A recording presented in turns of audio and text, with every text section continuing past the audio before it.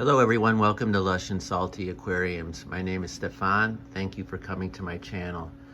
So this is only the second update on this UNS 30 centimeter cube aquarium that I set up if 2 months ago, maybe 2 months ago, probably more like Thanksgiving, but time's a big blur over the holidays and in fish tubes in general. We get our hands in the tank and time just kind of, Tuesday becomes Saturday, and what's the difference if you're in your fish room? But I digress. I wanted to talk about the progress and the inhabitants of this tank. Mostly all terrific news. The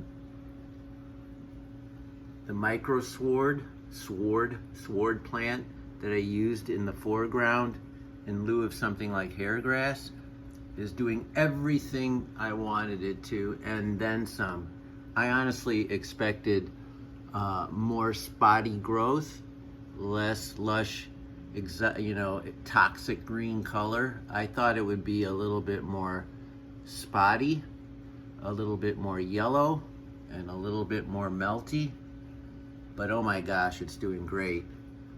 And I'm using UNS Aquasoil, same brand that makes this tank.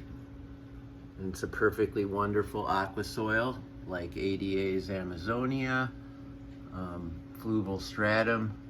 It's like those. It is those. It's my go-to if they have the medium size, sort of the in-between grain size. If I had to pick either the really big one or the really small one, I would go with the finer grain, but the in-between size. So that's all that's in here. I may have put some laterite or lava rock in the back to give me some hoist for these rocks, but that's it in terms of what the plants are feasting on to get this perfect carpet.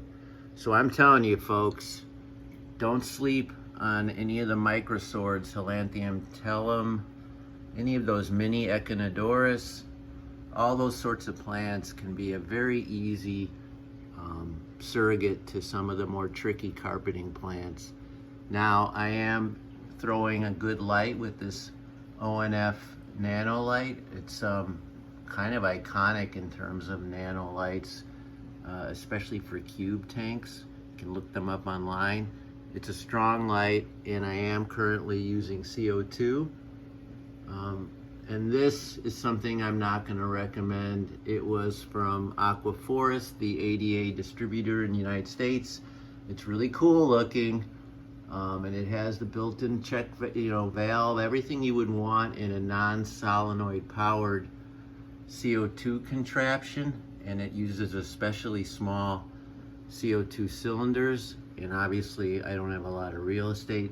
The thing is, I'm not loving it. The cylinders run out on me fairly quick. They're not cheap, and the valve needs a special touch. And those are things, if I wanted to put up with that, I'd get the cheap Fluval CO2 dispenser kit, but I don't want to put up with that. It's annoying. I'm willing to turn it off and on every night without the solenoid, but I expected high performance for what it cost, like $200 or $300 for this kit. And nope, not going to recommend it to you. It's working. The plants are living proof of that, but I can't in all good conscience say that that's something I would ever do again. And I'm hoping someday to run this tank without CO2 at all. None of the plants technically need it. I'm sure they're benefiting from it, and I could just, when I run out of those cylinders, just start going without and see what happens. This is all Anubias Petite. Some of it I got, a lot of it I got from my other tanks, and it's already firing up new growth in the cracks and crevices of this Sirius stone, which I formed a kind of, I call it the 5 faces, 1, 2, 3, 4, the way the indentations in the rock sort of form very abstract faces, or it's a cliff face. right there, straight up. I think that's so badass. I love that. So I'm really happy. And in the pack, some of you might recognize the blue collar standard.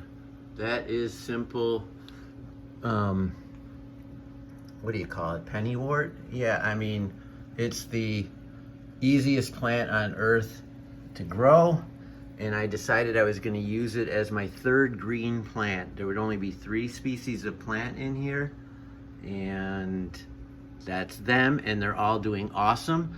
Obviously, I have to trim this quite a bit because that plant is such a super fast grower.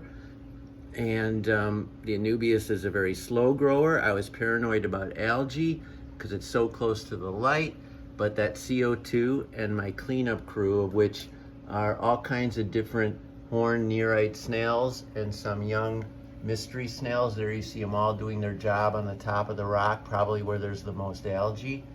And then I've got a crap ton of my own fire red Neocaridina. Some of them might qualify as Bloody Mary, maybe, and some of them are downright average, but I put a whole bunch in here as a cleanup crew because I was really expecting algae and lots of it, not only because it was a new tank, but because I wasn't putting in my usual intense amount of different plants that maybe pull more nutrients from the water column than some of these that maybe grow faster than certainly this or that. Not that one in the pack.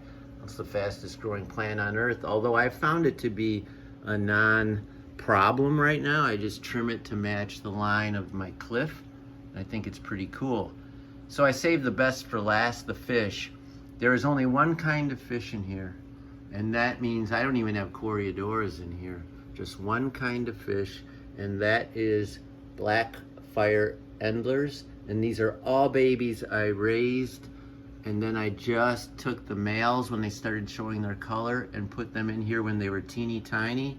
And now I've got this fraternity of really cool, I think stunning Endlers. And I'm not, you know, an Endler nut, but when my buddy at Kuma Aquatics, look him up on Facebook, K-U-M-A, he's in the Chicagoland area, he'll hook you up with a trio, and that's what he did for me.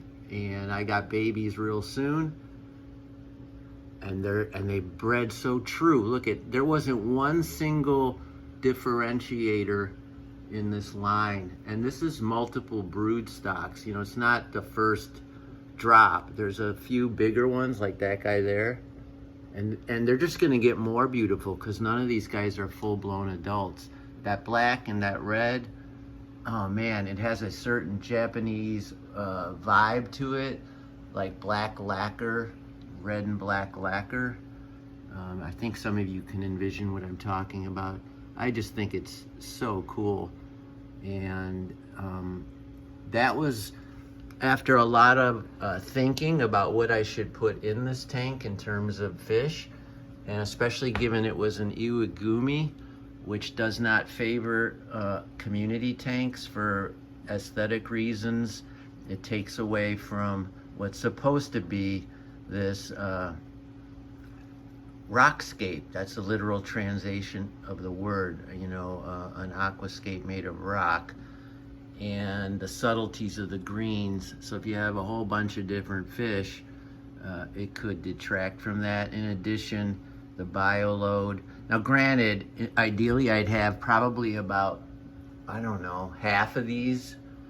I'd find the perfect size colony that wasn't too big if I was gonna stick with Endlers. And I would also start managing the snail population because it can start to look a little janky, you know, like when a bunch of pigeons are around a park. It's just sort of, I don't know, it could be beautiful. It also could be a little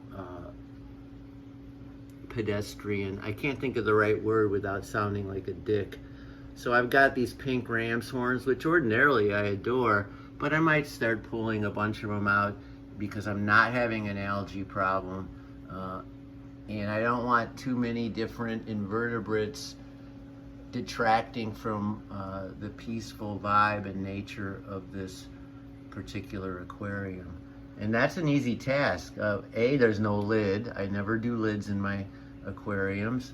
And B, there's nothing I have to move out of the way. There's no wood that I have to worry about banging into. That rock has been crazy glued together in the cigarette butt method, and it's in there. It isn't moving.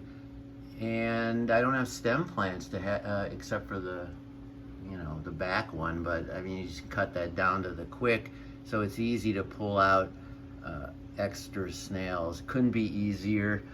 It's not going to be a pain in the butt if I elect to do that, as well as pull a few of these beautiful male Black Fire Endlers.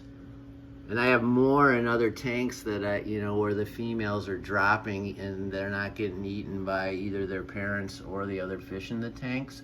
And I don't care if they do. I just wanted one group for this particular small tank, 30 centimeter cube, which I don't know, what is that, 6 gallons, something like that. If you have any questions or want to know more about this aquarium or anything else in my fish room, by all means hit me up, and I promise I will answer and appreciate each and every one of you. As always, keep your hands in the tank, albeit carefully, and ciao for now.